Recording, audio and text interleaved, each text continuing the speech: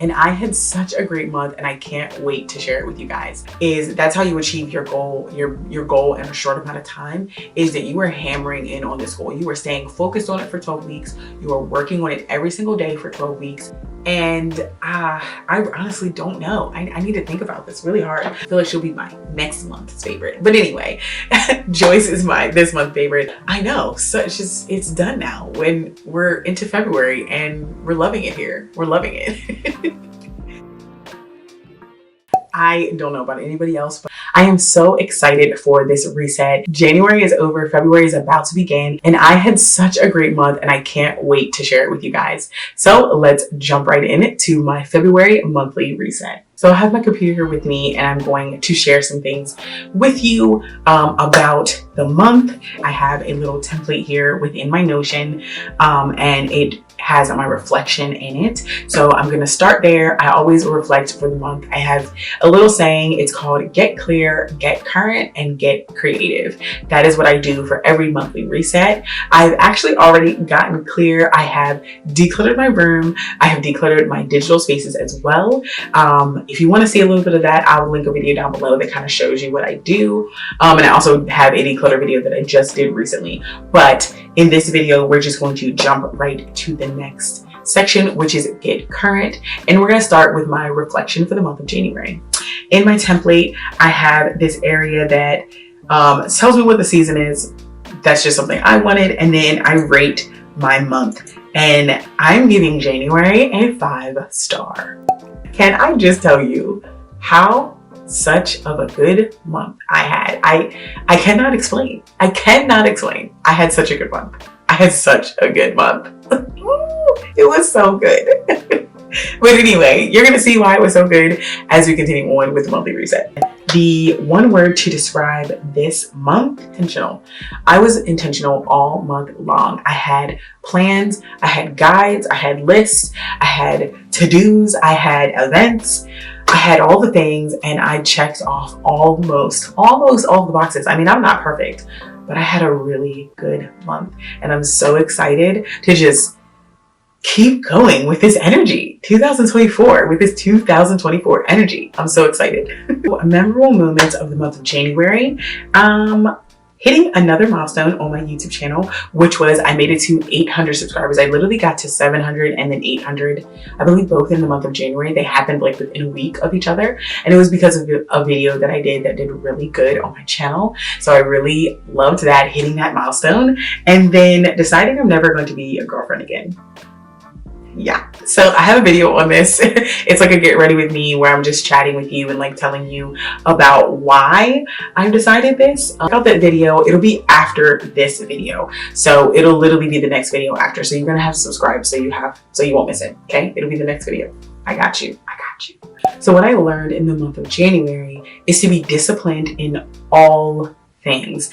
If I want to accomplish something, if I am trying to reach a goal, reach another milestone, I just have to be disciplined. Whatever the area is, I have to be disciplined in it. So take my career, for example. My career is largely based on the opportunities that come up, or the opportunities that are presented. However, within that, I have to still continue to put my best foot forward. I have to continue to learn. I have to continue to reply to the bosses that I do have, so they can see me in a good light, and then so they can hopefully recommend me for new jobs and new positions.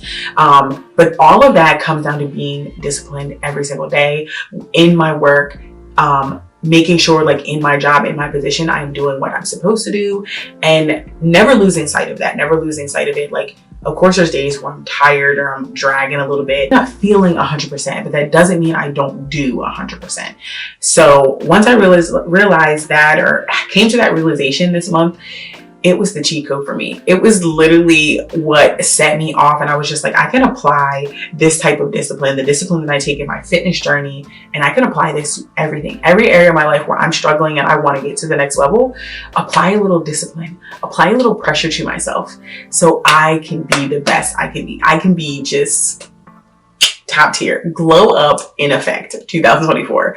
I don't know how to say it other than that, okay? Just just being better, being a better me. Lastly, what I want to improve upon in January, honestly, I feel like I've improved like so much. Like before January, it's like I knew what I had to do. I knew the assignment and I did it. So to think of something that I want to improve upon was kind of difficult. Not saying I'm perfect, obviously, but just like I improved so much in this month. What I want to improve upon, specifically what I chose, was reading more nonfiction. I only had one nonfiction this month, and not saying only, like that's not a lot, but I just didn't prioritize it. I didn't think about it when I could have been listening to it or reading it. Just thinking about it and reading it, and being consistent with it. And then also expanding my mind. So that's really about my nonfiction. Like if I'm learning something, learning a task, like really taking the time to research it, taking the time to read the articles, watch the videos, like actually learn, take notes. So I have it later on if I need it. So really just taking that and leaning into that aspect of like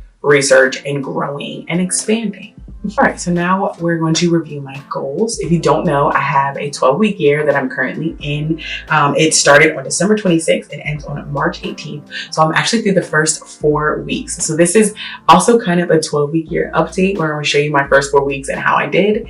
And I did so good.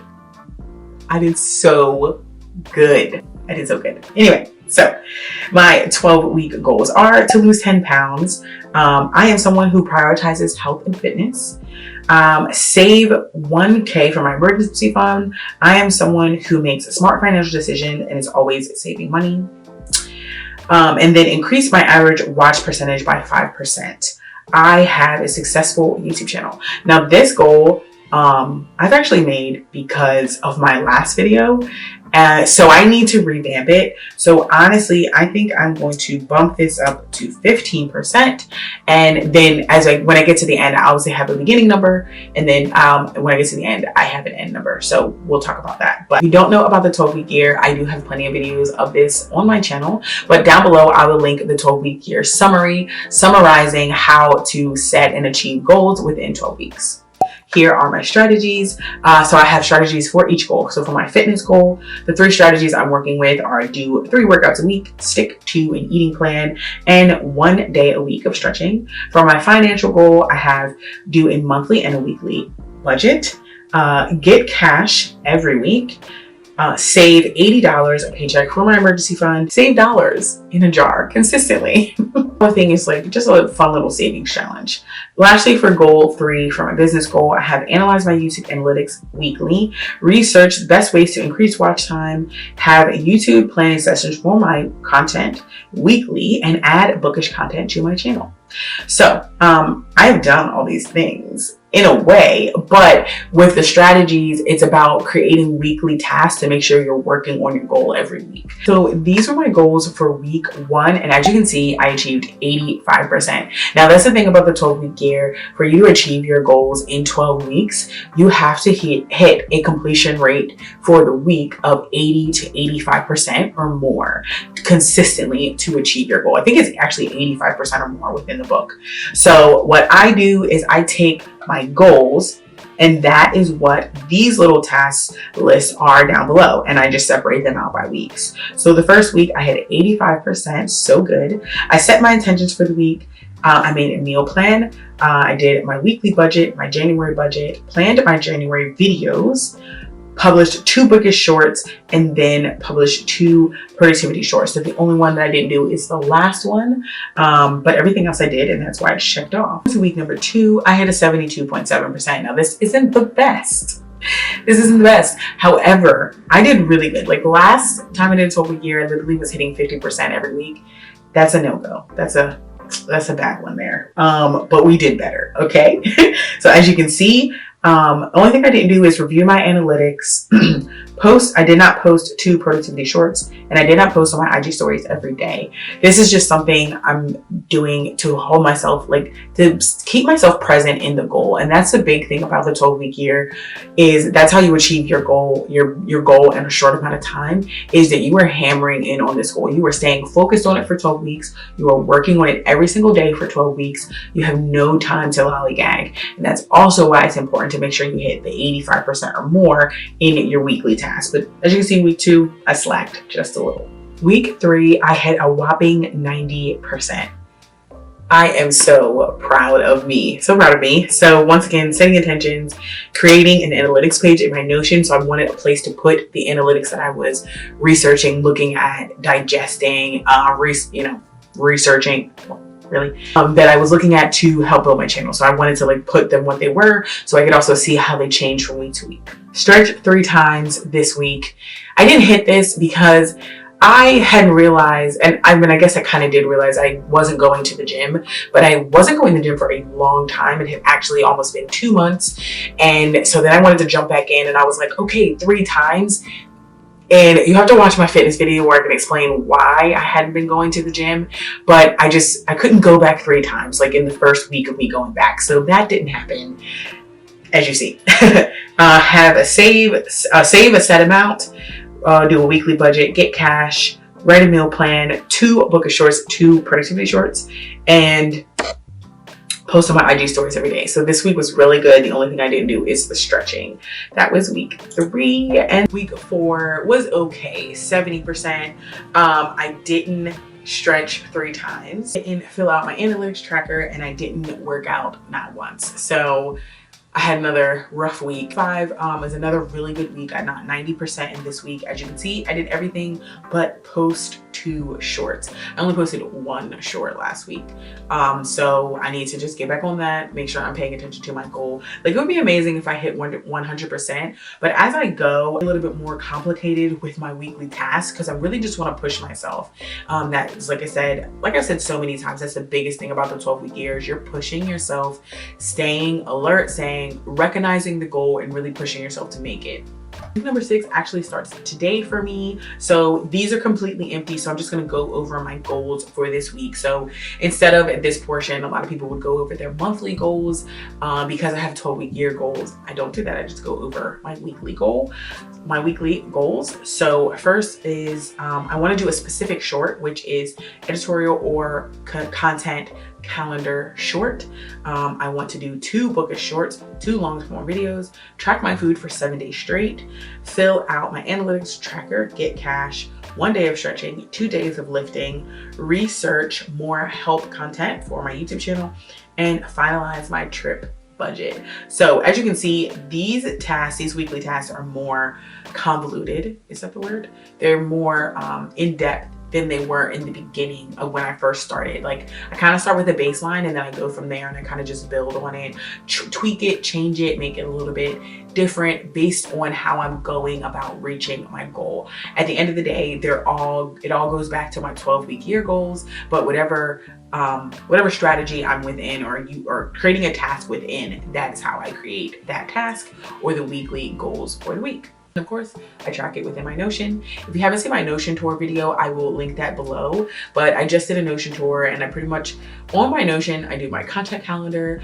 my 12-week year, and then like my daily tracking. Those are the major things that I use my Notion for. I also have a physical planner, which I just write down notes in. I have a daily scripture that I write down. I have like tiny little things that I want to keep for a month at a glance. So I do have both, and I do think it's beneficial to have both, but whatever works for you when you're planning, that's pretty much the bottom line, what you go with. My last 12-week year, I could not hit above 50%. Like, I had a terrible 12-week year, and that's why I'm never going to do my 12-week year within the last 2 months of the year ever again. Honestly, it just doesn't work out for me and my lifestyle, but I did not do good at all. I could not get above 50. So having a good solid 80% average is really good. I'm excited to go into these next 4 weeks and to really hit my goals, honey. I'm so excited. Ooh. Speaking of goals, I did want to also show you not my whole entire budget. I have shown that in a video before. If you're interested in a budget and a budget template, an easy budget template, I will link it down below. I'll also link the video in which I talk about my budget down below as well. But in this portion of the video, I just want to show you my milestones. So my milestones are pretty much my monthly goal for my finances, or the milestone that I want to hit within my finances. And it is in Google Sheets. I love Google Sheets. Pretty much just Excel, but on Google. And I have different categories set out. The ones on the bottom half are honestly like, this is where I want to get to, where I'm tracking all my investments, where I'm tracking my 401k, where I'm tracking my emergency fund, having a full emergency fund. Like, this is where I'm going to get to, but I have to start somewhere, and I'm starting with littler savings accounts, which are sinking funds.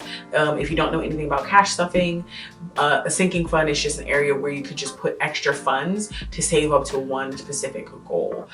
Most people do it in cash, but I have been doing it digitally just because I don't deal in a lot of cash. I do get cash once a week, but it's specifically for, one, my savings challenge, and two, for my groceries. And that just helps me keep my groceries in check. That's just how I do it. But other than that, I use a digital system for my sinking funds, where I have multiple savings account, and then there's all assigned a certain category. So as you can see here, I have at the very top are my biggest debts, which are my credit card debt. My credit card is $2,300 at the start, and my student loan is $28,000 at the start. I have not started paying on it. I am currently paying on the credit card, so that's the one I'm working on. I am just making the minimum payment, and so I did pay $300. I have, so if you see, I have pay off debt right underneath that. That's $300. Those $300 are going to go towards my credit card, and I will be down $300 for this month, which is great. Next, I have education. Once again, these are all sinking funds. So education, Christmas, taxes, car maintenance, travel, birthdays, and events. These are all sinking funds. They're just little buckets that I'm just throwing money into to help me. I am getting ready to go on travel. So my travel is pretty high. It's $250. But once I go on the travel, it will be done. So that is why that one is green, because that is when I plan on hitting that milestone, basically. So I have a section for the name of the milestone. The little money marker is the total when I get to the end, when I can say yes, it's completed, and I can hit the little checkbox. And then the next is the goal month. So for the travel, I want $600 by February 2024. Right now I have $250. Yes, I know that is a decent gap. It's like $350, but I think I can make it there because my travel is in the middle. It's really the last week of February is when my travel is. Next, I have birthdays and events. As you can see, not much there. And then emergency fund is the first of the really big milestones that I want to reach. And I'm going to reach this first one within my 12 weeks. $10,000 in my emergency fund is one of my 12-week goals. And I am currently on track to make it, just to let you know. So that is my money milestones. All right, so we've done our reflection. We've talked about our goals, our 12-week year goals, and we've talked about our finances. So lastly, we're gonna talk about favorites. Ooh, this is a fun part of the video that I just enjoy very so much. So if you don't know, I have added book content to my channel. Make sure you check it out. I also have a book talk now. I've been just posting TikToks about books, just having fun with doing that. I've been wanting to get more into doing TikToks, and so I feel like this is a great way for me because I've been really focused on like my reading goal and reading more and learning more from what I read, not just reading fiction, reading nonfiction. So that's all been a good time. First, I'm going to talk about my favorite book of the month. I honestly don't know. I need to think about this really hard. Let me take a look at my Goodreads, actually. So far, I've read 7 books this year. As soon as I looked at the list, I know what my favorite book of the month is. Only for the Week by Natasha Bishop. Bruh, I literally just got chills thinking about this book. This book was so good. If you were in the reading community and you were with or follow Black authors and Black books with Black main characters, you would have heard about this book. Only for the Week. It's about a girl who is in her sister's wedding, and her sister is marrying her ex. Yeah, that's fun. But there's no drama there. Like, she's not into the ex anymore, but everybody thinks she is. There's other drama. There's like family drama. And then of course she ends up getting together with the best man, and that's beautiful because this man is just like the epitome of what you want a strong Black man to be. Like, he is strong, he is commanding, but he also loves you so much that it just floors you every time. It's amazing. This book is amazing.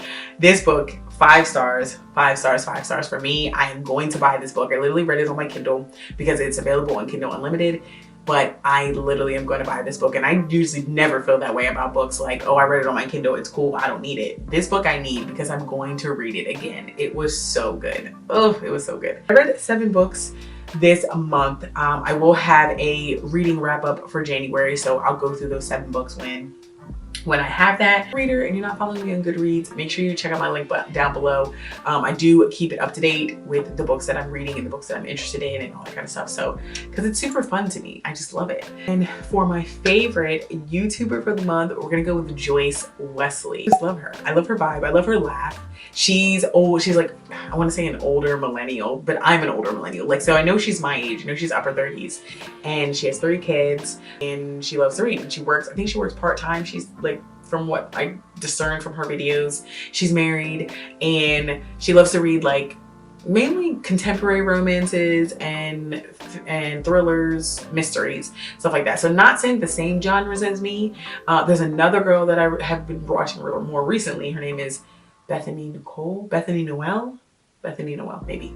I feel like she'll be my next month's favorite. But anyway, Joyce is my this month favorite. I just love her videos. I love her laugh and like love hearing her talk about books because she does such a good job, like not just describing them, but really describing like what she loves about them, how she's enjoying them. I love the way she does her vlogs. Like it inspired me to vlog more because like just the way she puts them together is so nice. And I just enjoy watching her channel. Like this week I've honestly been binging her channel. I literally went back to when she first started making book videos and watch them. Like I've been watching them back to back. Anytime I'm getting on YouTube this week, at least I've been watching her. So really enjoy her channel, loving her and all her book content. That is it for this video, for this reset. I know, so it's done now when we're into February and we're loving it here. We're loving it. Thanks for watching this video, guys. I really hope you enjoyed it. If you want to see how my February goes, make sure you subscribe to my channel because I will be sharing all of the good content, the book content, the vlog content, the travel content. I will be going away in the month of February and I'm really excited about it. I'm also going to be doing a little section on that, traveling solo type thing. So if you're interested in that, make sure you subscribe so you don't miss out. That's it for this video, guys. I'll see you guys in my next one. Bye.